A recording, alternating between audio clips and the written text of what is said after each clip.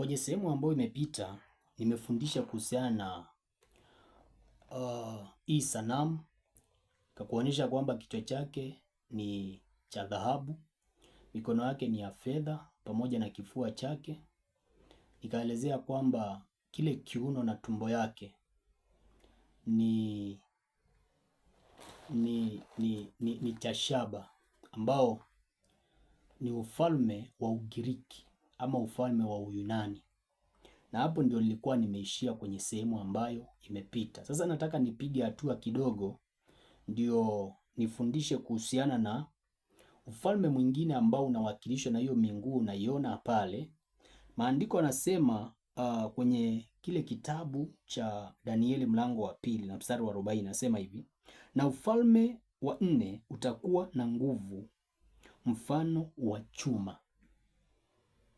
Anasema ule ufalme wa 4 ambao unawakilishwa na miguu pale utakuwa na nguvu mfano wa chuma. Sasa kwa maana chuma huvunja vitu vyote na kuvishinda, na kama chuma kisetavyo vitu hivi vyote, ndivyo utakapovunja na kuseta.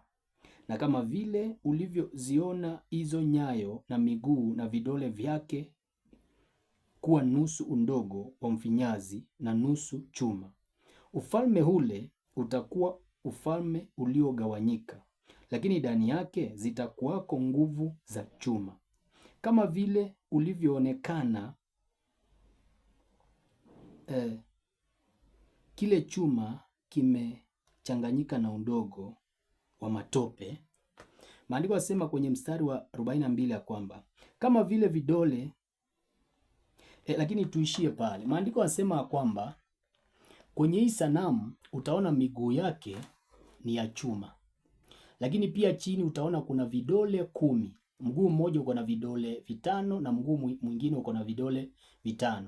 Maandiko yasema kwamba baada ya kuwa ufalme wa chuma ambao ni ufalme wa Rumi, ambao ni Rumi ya kipagani, ukitoka ule ufalme ukianguka, kuna falme zingine zitainuka ambazo ni 10, falme zilizogawanyika, kama vile tumesoma kwenye kitabu cha Danieli mlango wa 41, mlango wa 2 na mstari wa 41. Bwana Yesu asifiwe sana. Kwa hivyo kuna wafalme wengine ambao wanatokea baada ya utawala wa Rumi kuongoza. Nadhani unajua utawala wa Rumi ulitawala kuanzia miaka ya 168, that is before Christ, kabla Yesu ajaja, mpaka wakatawala Yesu akaja mpaka mwaka wa 476, that is AD, ama baada ya kuwa Kristo amekuja na akapaa akaenda mbinguni. Kwa hivyo kwenye huu utawala wa Rumi ndio wakati ambao Yesu alikuja. Ndio sababu nakuambia kwamba kile ambacho ninachokifundisha hapa ni kitu ambacho kinahusu maisha ambao tulio sasa, na alafu nifuke ni kuonyesha huko mbele ni nini ambacho kitatokea. Ndio maana unafaa kunisikiliza kwa umakini sana, ndio ujue baada ya kuwa umeishi haya maisha ni wapi ambapo unakoelekea, ni falme ngani ambao zitatokea. Bwana Yesu asifiwe sana. Kwenye ule mstari wa 42 maandiko yasema hivi: na kama vidole vya zile nyayo vilivyokuwa nusu chuma na nusu udogo, kadhalika ufalme ule utakuwa nusu yake una nguvu na nusu yake umevunjika. Kwa hivyo tumeona hivi vidole, kama ukiangalia vizuri, ni nusu ya chuma na nusu ya udogo kwenye hiyo sanamu. Yaani mtu wa aina hiyo sio rahisi kumuona, lakini kwenye maono huyu mtu yupo. Maana anaelezea uhalisia wa maisha, vile ambavyo maisha yatakuwa. Maandiko yanasema ya kwamba kama vile hivyo vidole vitakuwa ni mchanganyiko wa undogo na chuma, ndivyo hivyo ule ufalme ambao ni wafalme 10 watatokea baada ya kuwa Rumi ya kipagani imeanguka.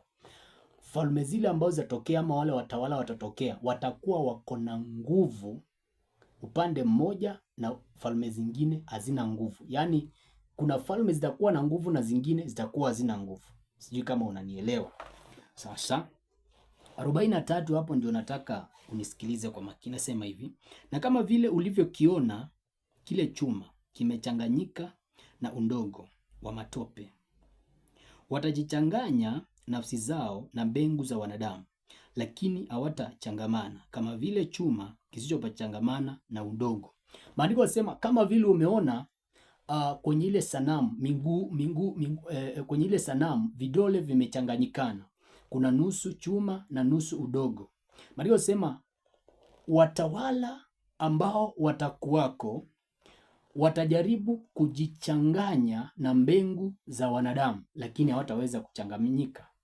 Sasa swali unafaa kujiuliza ni hivi: hao watawala ambao wanajichanganya na mbegu za wanadamu, ina maana wanataka wachangamane, wazaane na wanadamu, na itawezekana. Hao watawala ni wa aina gani? Hapa ndio lazima tuangalie kwenye Biblia, hao watawala walikuwa ni watawala aina gani. Yesu amewahi kukutana na hao watawala ambao walikuwa kwa wakati ule, lakini pia Yohana aliyekuwa anabatiza, maana aliishi kwenye wakati wa ufalme wa Rumi, amewahi kukutana na hao watawala na anajua hao watawala ni watawala aina gani. Kwenye kile kitabu cha Mathayo mlango wa 3 mstari wa 7, maandiko yanasema ya kwamba Yohana anakutana na Mafarisayo, anakutana na Masadukayo, anawaambia, enyi kizazi cha nyoka, ni nani aliyewaonya kwamba mnaweza kuikwepa hasira itakayokuja? Lakini pia Yesu alipokutana na hao watawala ambao ni watu ambao wametoka kuzimu, yani malaika wa kuzimu, anawaita kizazi cha nyoka. Kumbe kuna watu ambao wakati wa utawala ule walikuwa ni malaika, lakini malaika wa kuzimu, ambao wale malaika walikuwa wanakuja ili wachangamane na wanadamu, wazaane na wanadamu, ili bengu ya wanadamu itokee pale. Lakini maandiko yanasema watajaribu kujichanganyana nao, lakini haitawezekana. Ukikumbuka kwenye kitabu cha Mwanzo mlango wa 6 pale, wanadamu ama malaika waliona mpindi za watu kwamba wanapendeza, wakaja kufanya kuwa na mahusiano nao, na wakazaliwa watoto ambao wanaitwa Wazamzumi, wana wa Hanaki, ambao ni wale Magoliati ambao ulikuwa unawasikia. Lakini maandiko yanasema hapa watajaribu kujichangamanisha na mbegu za wanadamu, lakini haitawezekana. Ndio maana Yesu anapoangalia anaona kwamba sio watu wanakuja ili awaombee Yesu waokoke, lakini anawaambia, enyi kizazi cha nyoka, ni nani aliyewaonya kwamba mnaweza kuikwepa hukumu ya Jehanamu? Ende usome kwa wakati wao kitabu cha Mathayo 26 na mstari wa 33. Anawaambia, enyi kizazi cha nyoka, ni nani aliyewaonya kwamba mnaweza kuikwepa hukumu ya Jehanamu? Ina maana kwamba hao watu hawezi kuokoka. Ni watu kabisa ukiona, lakini ni malaika wa kuzimu, wamevaa vazi la wanadamu na wamekuja waombee waokoke. Haiwezekani. Yesu amewahi kukutana nao. Ndio maana maandiko yanasema watajaribu kuchangamana na mbegu za wanadamu, lakini haitawezekana.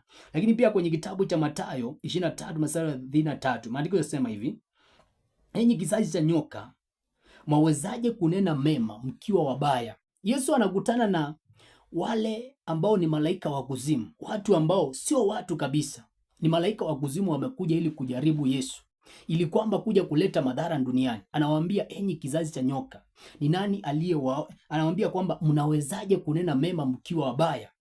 Maana Yesu alikuwa amewaambia kwamba mtu anazungumzanga kile ambacho kiko ndani yake. Sasa anawaangalia, anaona hawa watu mbona wanaongea vizuri, lakini sio watu wazuri yani.